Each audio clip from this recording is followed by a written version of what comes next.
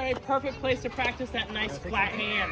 As you can see, they are very sweet. They will just use those lips and those tongues to eat it right off your hand.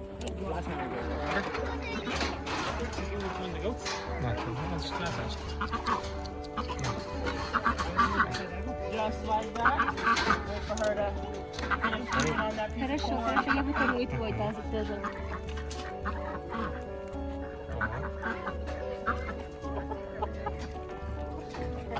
Да не плачи. Now that big gray girl right there is Opal. She believes she has never been fed in her entire life. As you can tell by her body, she is lying.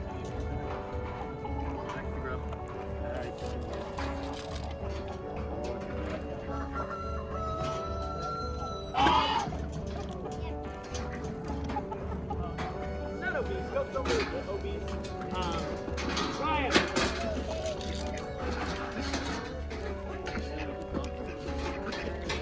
Я никогда не встречала такого красивого козла, как ты.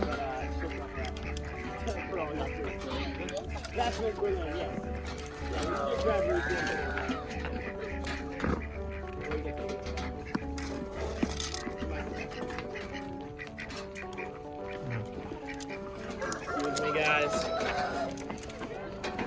Just for a moment. Excuse me, guys.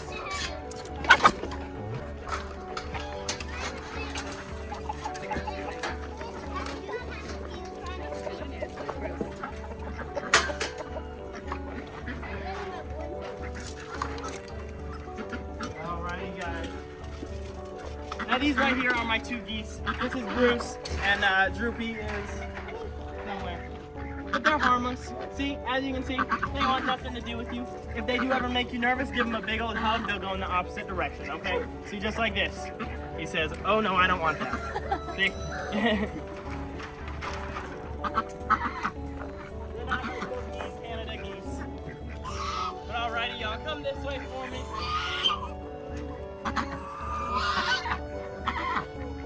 Глупая коза, смотри.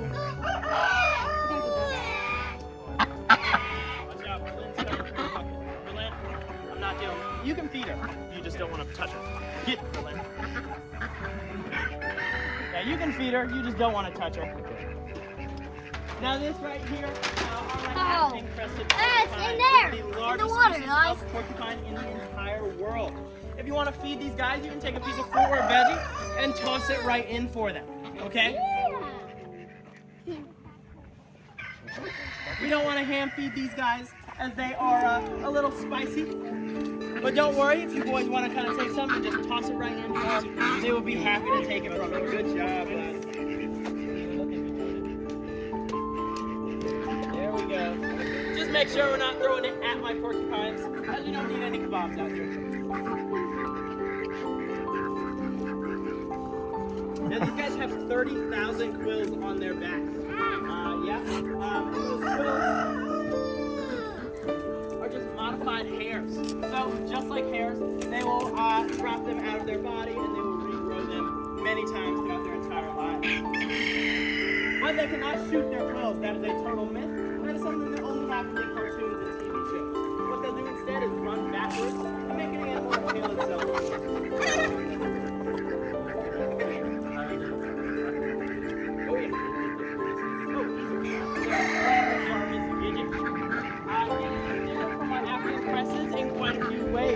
Now, obviously, she is much smaller. She is also different, native to a different place. So she's going to be native to kind of the northern portion of North America, please be quiet. The North American border, and up into Canada. So she likes that cold weather. If you guys have any corn, Gidget would love a piece of corn. You want to give her a piece of corn? Just hand her to her just like that. She takes it very gently. Now she's going to munch on that for a minute, so she won't be ready for a new one just yet. But as you can see her eating, or while she eats, you can see those big old claws she's got. She has a strong set of claws for climbing in those trees that she loves to dwell in.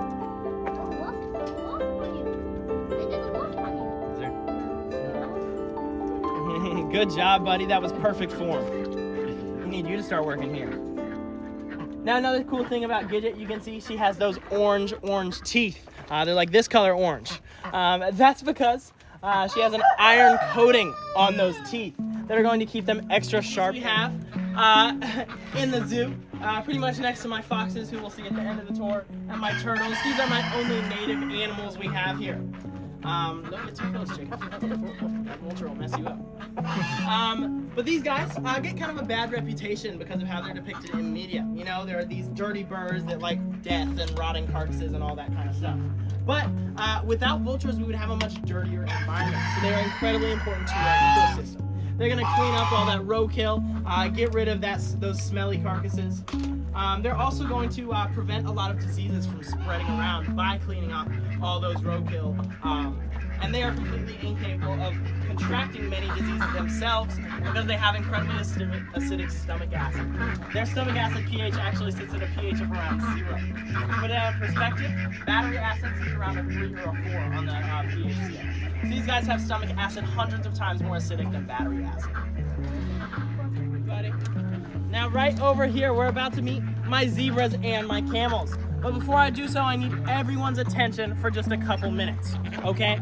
I know these guys are big and exciting, but because of their size, these are my most dangerous animals on the property, okay? When we feed these guys, we have some very special instructions. They're fine, I promise. When we feed these guys, we have some very special instructions, okay? Now, my zebras are not going to eat any, actually my zebras and camels, matter of fact, are not going to eat any fruits and veggies, okay? They kind of have IBS, kids, your parents know what that is, okay? So we don't want to give them any fruits and veggies. They only are going to want grain. Grain is the stuff in the bottom of all your buckets. I also have 2 grain-only buckets provided for you guys. With my zebras, we're going to take 2 firm hands on the side of our buckets, just like that. They'll stick those big heads out and eat just like so, okay guys? Because they're big and they're strong and they're aggressive.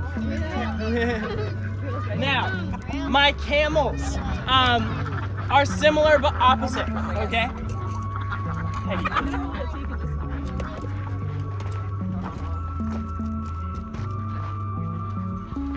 Now my camels are similar but opposite, okay?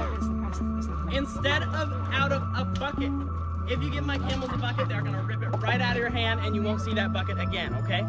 So with my camels, we only hand feed, just like that. Okay guys, we're gonna walk up with our bucket behind our back, and we're gonna let our camels eat out of our hand just like that. Just like that. So yeah, no bucket for these guys, just out of a hand. You can feed them, just it needs to be out of a hand, like that.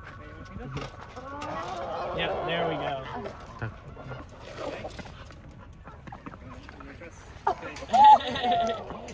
They got big lips. Good job, guys.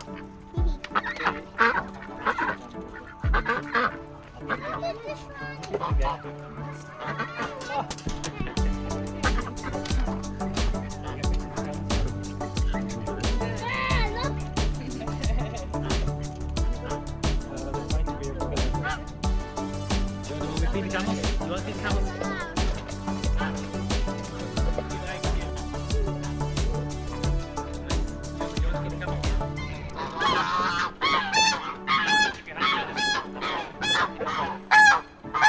If you guys want to pet the camels,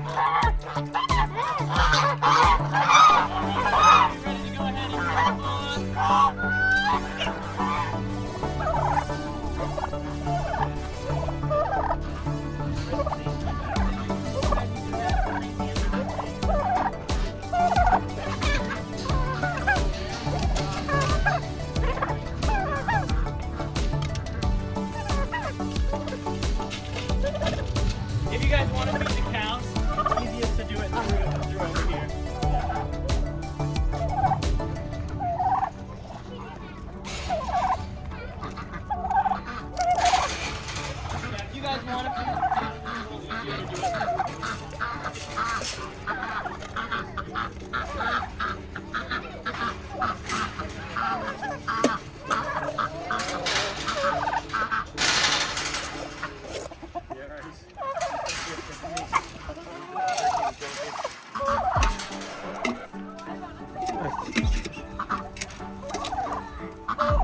that kangaroo on the left there is actually a female, and she has a baby in her belly.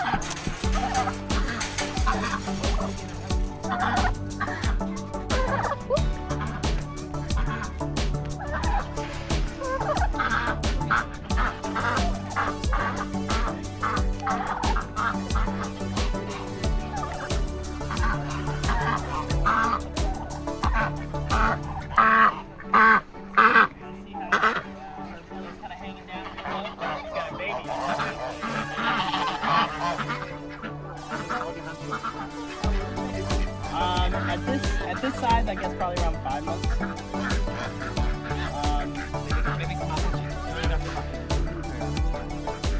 Yeah, you can see how much larger males are than females. The male is that big red one on the right, that's Griffin, and that little gray girl is the female.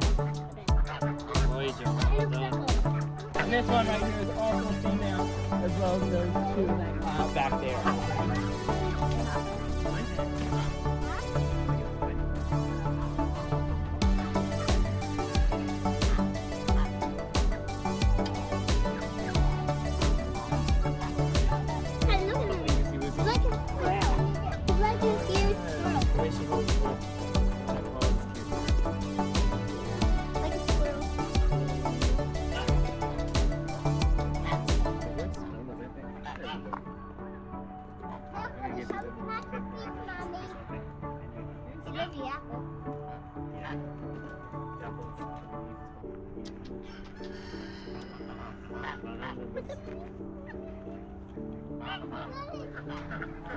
Make sure we get some time with our capybaras before we move on.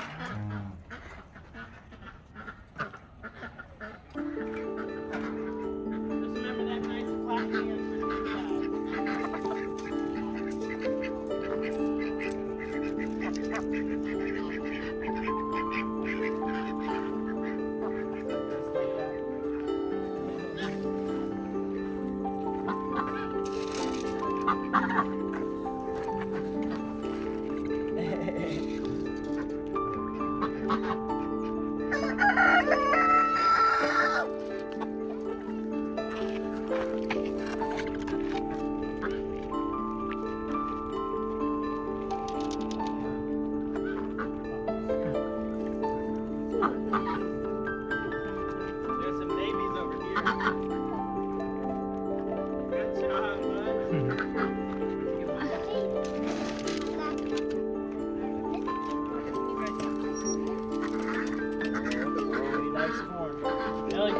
Piece of corn, cob, and all.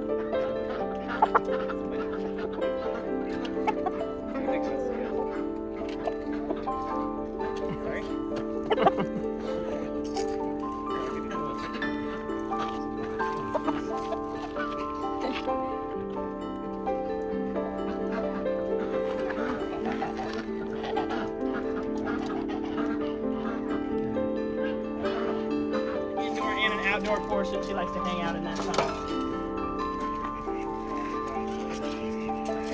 Oh, there she is. She came down. She must like you guys. Now, Willow is an African vervet monkey. They're the most widespread species of monkey found in Africa. If you've ever seen videos of tourists getting their sunglasses, watches, phones stolen when they're walking around, it's probably one of these guys. They are very widespread. They are very intelligent as well. And they know they can usually kind of bribe people for food in exchange for their belongings. Willow is no exception to that rule. She is incredibly intelligent. Because of that, she is kind of very selfish and egotistical, and she hates most people. Willow is bonded to one person and one person only. That is the owner of our zoo and his entire property. If you are not Jen, you are not Willow's friend. I can't go near Willow. Miri, who's been here years, can't go near Willow. No one can go near Willow unless you are Miss Jen. So that's why we have all these barriers here, because even though she's very cute, she's very dangerous. She's a lot like us, so she knows where all our weak points are. She also knows to wait until our backs are turned before she strikes. Willa knows, of course, we're much stronger and larger than her face to face, so she waits until we turn around before she tries to butt up to you and get all mean and scary. As we move on from Willow, make sure to look over our shoulders to see how, just what I'm talking about, how she'll get all mean and scary. She'll start pacing back and forth on the fence, bite at the bars. You guys are big old teeth. Now this in here, just like that, y'all. Just like that. This in here is a mini horse, a pony from our farm property. She unfortunately suffered a few injuries at the hands of our other horses. So we've got her here where she can be. She's okay, I promise. She's just kind of recovering. But my horse here is just kind of the reality of zoos in a lot of situations. She's only going to be here for a minute while she recovers, but that is why she's in this small space here with a nice blanket on her and that halter, just so she can kind of recover without the threat of being kicked or harmed by those other horses. But these guys are really cool. They're actually a naturally occurring hybrid between your black and white ruffed lemurs of northern Madagascar and your red ruffed lemurs of southern Madagascar. These guys do have a couple places where their ranges overlap, and these hybrids occur. Now you'll see how soft they look. They look incredibly soft, right? That's because lemurs spend a good 7 to 8 hours a day grooming each other. I know a couple people that could probably learn a 2 or thing from them. But they are really cool animals. They're also what's called a keystone species, which means they are incredibly important to their environment. Without these guys, the Madagascar forest would not be near as lush and beautiful. They're excellent seed distributors. Make sure we're just not getting too close, okay? Yeah, they've got big old teeth and they like to bite sometimes.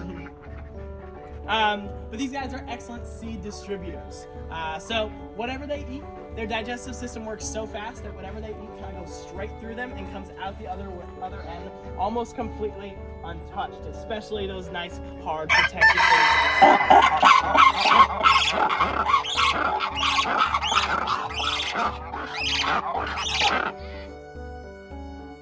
As you just heard right there, they're the second loudest primates in the world. When they forage out in the Madagascar forest, they like to spread far out from each other. And that call will help them keep track of each other when they're so far away. It can actually be heard over 2 miles away. As I'm sure you're not surprised.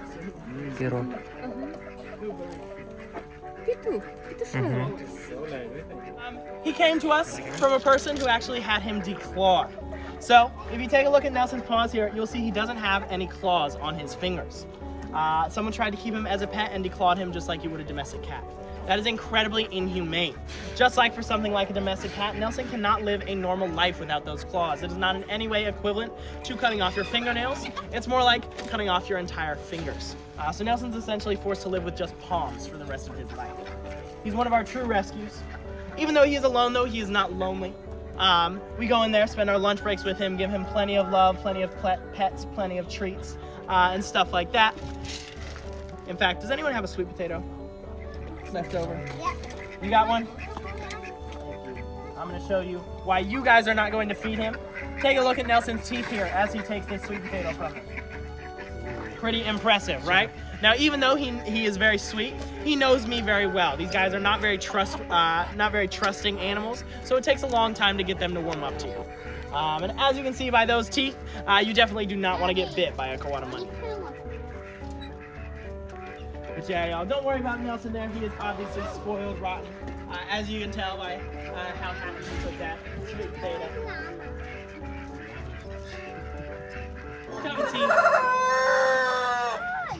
You can see Dozer walking around there, doing his thing. He's being all bouncy and cute right now.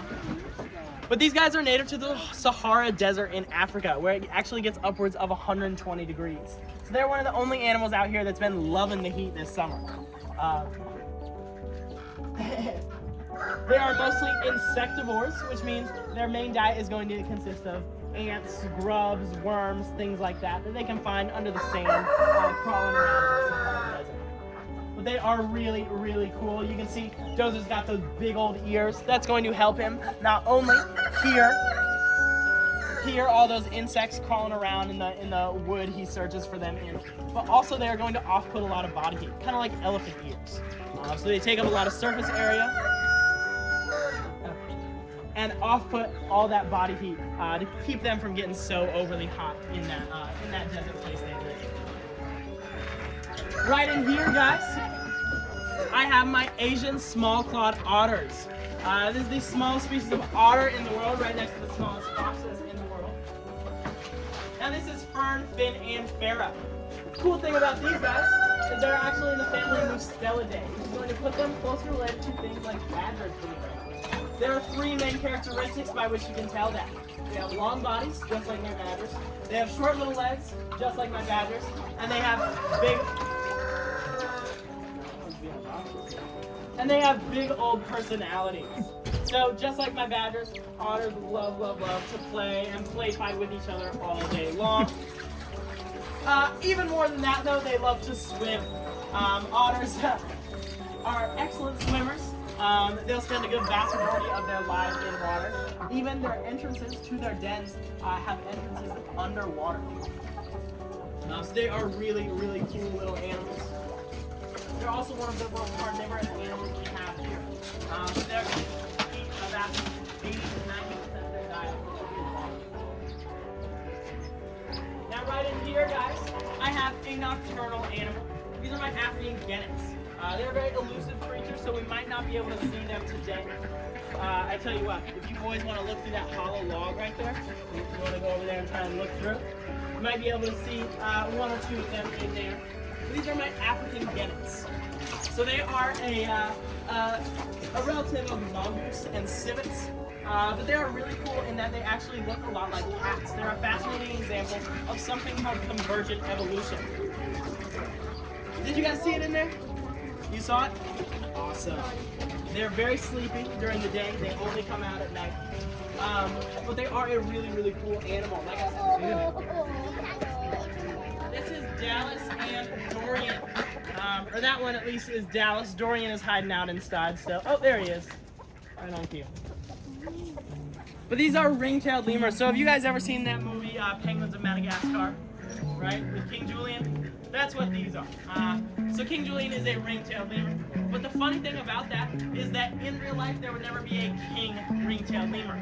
Lemurs are matriarchal, which means the females rule the lemur world. So rather than a King Julian, it should be a Queen Julian.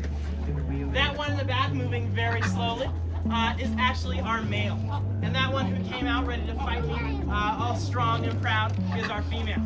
Now you might see the chest on that one over there and think, Henry, you're lying to me, that is definitely not a male. But actually, the only place lemurs store fat is on their chest. That's the only place they have fatty cells to store that lactic acid buildup. So that is just what an old lemur looks like. He's very old. Lemurs only live to about 25 years at the maximum in captivity. He's around 20. So he's very, very old for a lemur. And that's just why he's got kind of that lactic acid buildup in his, in his chest. But two, she does a lot more than him. Because he's a male lemur, he just sits around all day and looks pretty and helps to reproduce. The female does.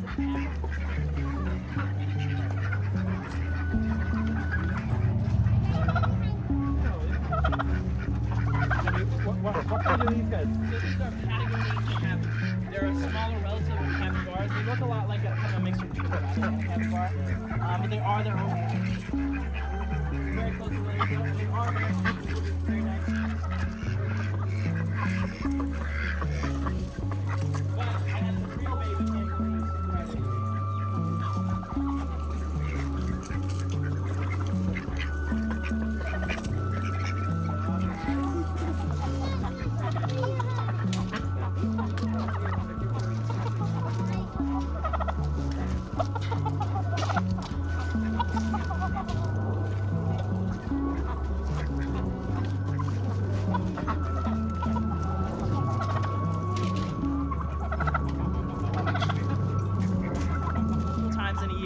have up to 12 babies in a single litter.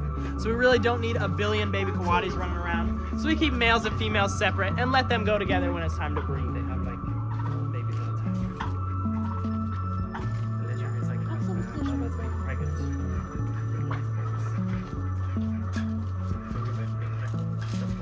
Alrighty, guys. Now come on this way.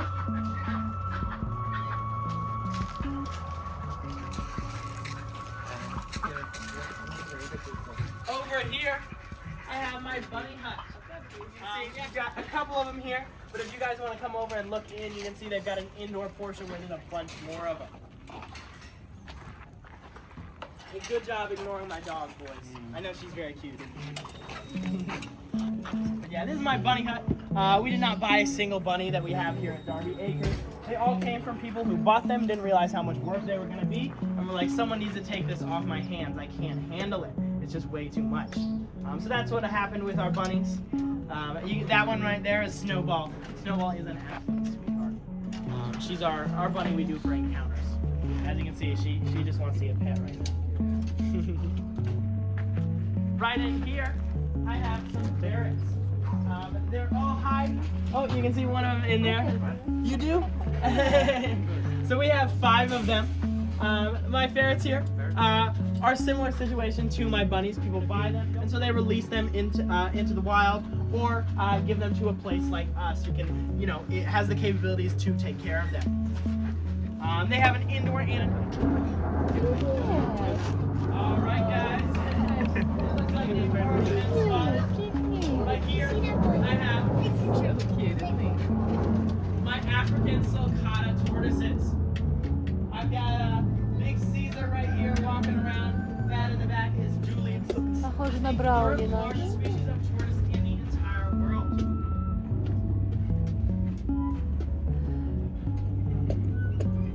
Now they're also called African spur. Yeah, we do have 2 more in there. Oh yeah, they're hiding in there. Would they breed here? Would they breed? Yeah, I would say it's sometimes, I think, maybe a little too cold for them here, especially during this time of the year. Absolutely, but they have. Hey Lily, there's some people outside.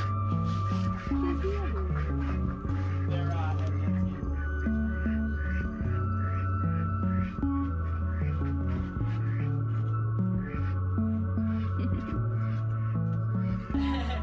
Oh, is Floyd coming to say hi? Unlike Miss Willow, who is an old world species, so she's going to be native to Africa. She is very good at climbing. Now the reason she's so good is take a look at that tail there. It is actually capable of holding onto things and supporting her entire own body weight. Do you see that? That's called a prehensile tail. Now another really cool thing, April, show me that tail. Okay, she's not going to show me. That tail actually has a pad on the bottom of it that literally has its own fingerprint.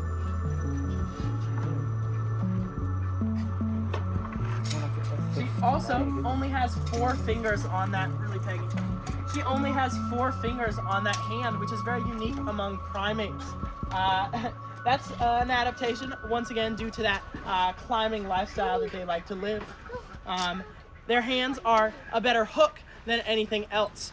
So they swing through the trees by those kind of hook-like hands very quickly. They have no thumbs. They have no thumbs, exactly. Yeah. Yep. Show me those hands. See? That's all she's got. But kind of just like we have a tailbone but no tail, she has a thumb bone but no thumb. So she does have a thumb under all that, skin and flesh. She's a climber. She's got bigger hands and feet in proportionate to her body size, and she's also got kind of a differently colored fur.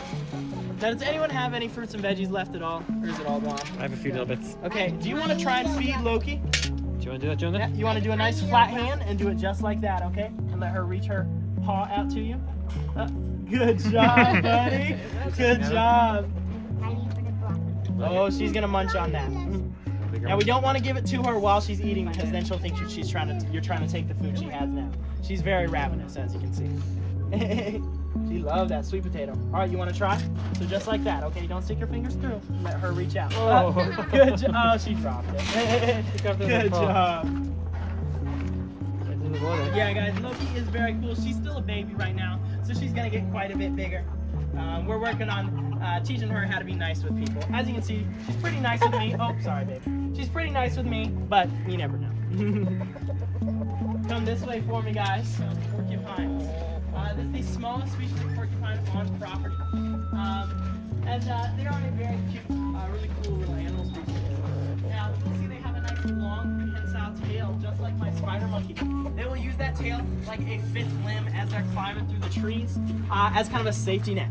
So when they're climbing around, that tail is always going to be wrapped around something in order to, if they do ever slip, that tail is going to catch them. Kind of like a harness on a zip kit. I think he's trying to mark his territory right now. But you can see Zara, my female. You might be wondering, I've heard of a red fox before, I've heard of a gray fox. What is a silver fox? A silver fox is essentially just a red fox with a special color variation that selects for that quote-unquote silver coloring. So it's just like an albino or melanistic animal. You guys remember what the fox said? The silver fox, yeah. Oh, there's Zero. He came outside. I think he's got an egg in his mouth. They also just got lunch. No, they like their eggs raw. He's just carrying it around. Yeah. They're very cute. The batters also, they just pick them up and carry them around. And then they drop it and circle. But y'all, the real answer to the age-old question, what does the fox say? It's a high-pitched, maniacal laughter. It is very spooky sounding. I can't imagine hearing it in the middle of the woods by myself. I probably couldn't. But all right, everybody, that's going to conclude our walking tour for